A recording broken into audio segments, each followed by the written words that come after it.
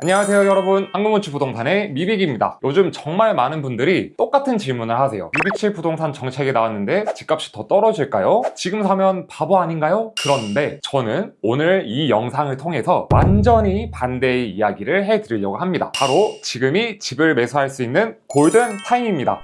아니 진짜예요. 특히 신혼부부라면 더더욱 지금 매수를 하셔야 됩니다. 실제로 제가 최근에 이제 매수하면서 느낀 감정들, 그리고 같이 계약 현장에 따라가서 직접 경험한 이야기들도 같이 들려드리려고 합니다. 이 영상 끝까지 오시면 여러분들도 지금 진짜 기회구나, 이걸 확실히 느끼실 거예요. 627 부동산 정책에도 불구하고 지금 매수를 해야 되는 이유! 여러분, 6월 말에 나왔던 627 부동산 정책, 대출을 조이고 난 후 벌써 한 달이 지났습니다. 그런데 이제 제가 현장을 이렇게 쫙 둘러다니면서 느낀 건 뭐냐? 매물이 싸게 안 나와요. 이상하지 않나요? 대출이 막혀서 매수자들이 줄어들고 있다고 하면은 지금 물건을 팔아야 되는 급한 사람들의 물건들이 이렇게 쏟아져야 되는 거 아닌가요? 그런데 왜 그럴까요? 한번 생각해 보세요. 집 파는 사람 입장에서 왜 손해보면서 이렇게 매도를 할까요? 이거 정말 중요한 포인트인데요. 지금 집을 보유하고 계신 분들, 예를 들어서 성동이나 이 마포 거주자 분들이라면 결국 더 좋은 곳으로 이사 가고 싶어 하시겠죠? 그런데 본인들이 가고 싶어하는 그 동네도 마찬가지로 대출이 이렇게 막혀져 있을 겁니다. 움직일 수가 없는 상황이에요. 그러니까 이제 다들 이렇게 생각을 하실 겁니다.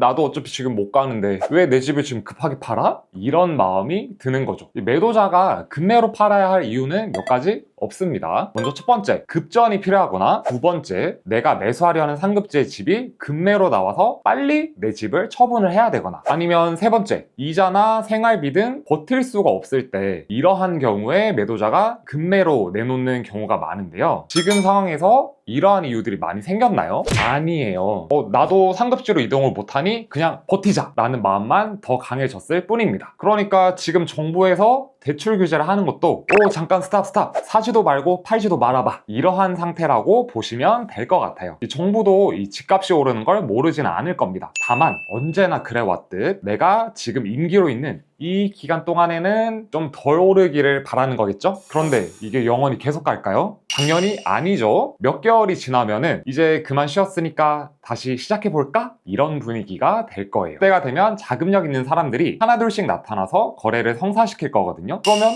어떻게 되겠어요?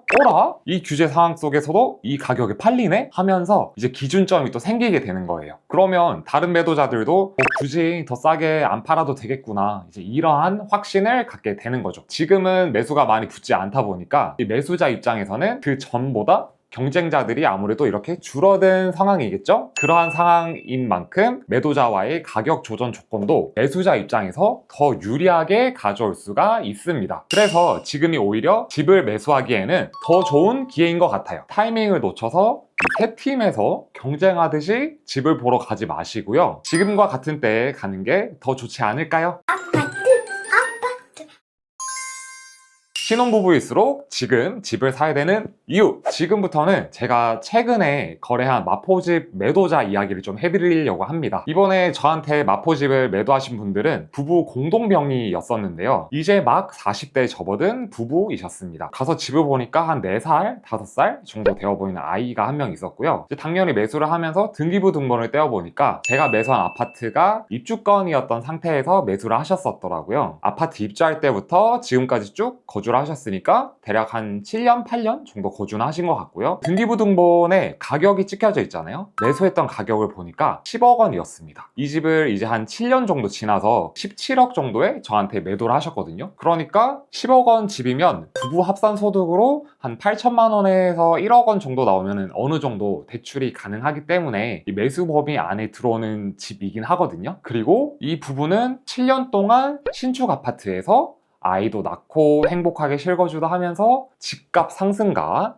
이제 본인들이 모은 돈을 합쳐서 자연스럽게 더 상급지로 이동을 하게 된 거죠. 그래서 제가 이제 어디로 이사 가시냐라고 물어보니까 강남 쪽으로 이사 가신다고 하시더라고요. 집을 보러 갔는데 아이도 너무 귀엽고, 그리고 아내와 남편분 사이도 너무 좋아 보이고, 계약서 쓸 때 부부가 같이 나오면서 화기애애한 모습을 보니까 너무 또 보기가 좋더라고요. 요즘 혼인신고를 좀 나중에들 하는 추세이긴 하죠. 그런데 이 똘똘한 한 채 마련을 위해서는 부부 합산소득을 이용하는 게 더 좋을 수도 있습니다. 혼자서는 한계가 있지만 둘의 소득을 합쳐서 합산소득으로 훨씬 더 많은 대출을 끌어올 수도 있고요. 그리고 자본금도 내가 혼자서 모은 것보다 둘이서 같이 모은 자본금을 보태서 집을 사는 게 훨씬 더 유리하겠죠? 그렇게 이제 신혼부부 때부터 내 집을 마련해서 거주를 하게 되면은 월세나 전세로 이렇게 눈치 보면서 살지 않으셔도 되고요. 그리고 이 첫 번째 집이 나중에 더 큰 집으로 가는 디딤돌 역할을 해주게 될 겁니다. 자, 처음 시작이 10억 원 아파트가 아니어도 괜찮아요. 금액대가 작아도 완전히 내 공간에서 실거주하면서 이 시세 차익도 같이 볼 수 있을 때의 그 안정감은 정말로 다른 것 같아요. 그리고 627 부동산 정책으로 인해서 수도권과 규제 지역에서 집을 매수할 때 여러분들이 대출을 받게 되신다면은 실거주도 무조건 해야 되니까 신혼부부나 이 실거주를 고려하시는 부부들이라면은 실거주를 하면서 같이 미래를 그릴 수 있는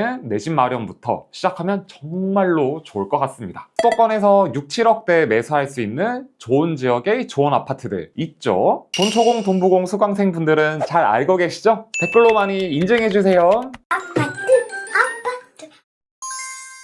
주변인들의 SNS 여행 사진이나 자랑 사진 등을 보면서 부러워할 필요가 하나도 없게 됩니다. 왜냐하면 저희에게는 든든한 나의 집 한 채가 있으니까요. 부부가 모두 직장을 다니고 있다면 대출 받고 6, 7억대 아파트 매수는 접근이 가능할 거예요. 우리 주변에 둘러보면은 아파트, 빌라, 주택 등등 우리가 살 수 있는 곳들은 많죠. 그런데 하지만 결국 사람들이 이 선호하는 상품과 동네는 한정되어져 있고요. 그렇게 가치 있는 곳들은 금매가 많이 나오지도 않고요. 앞으로도 쉽게 나오지 않을 전망입니다. 뭐 설령 금매가 나왔다고 하더라도 그 직전 신고가 대비 떨어진 금액인 거죠. 그리고 이러한 금매들은 또 금방금방 팔립니다. 그리고 최근에 수도권 분양권에 관심 있는 분이 계셔가지고 제가 같이 알아봐 드렸는데요. 프리미엄이 결코 또 싸지는 않더라고요. 그럼에도 불구하고 실거주 하시려는 분들은 6억까지 대출을 받을 수 있지만 잔금시까지의 자금 계산도 다 먼저 해놓고 분양권 매수를 하고 있습니다. 분양권은 앞선 영상에서 제가 설명드렸듯이 중도금 대출 받는 거에는 대출 제한에 문제가 없고요. 잔금 시에만 좀 신경 쓰시면 되는데요. 어차피 실거주 하시려는 분들이라면 지금으로부터 한 2년, 3년 뒤에 입주하는 가장 최고의 신축 아파트겠죠? 근데 가장 최고의 그 신축 아파트를 현재의 시세로 매수를 할 수 있는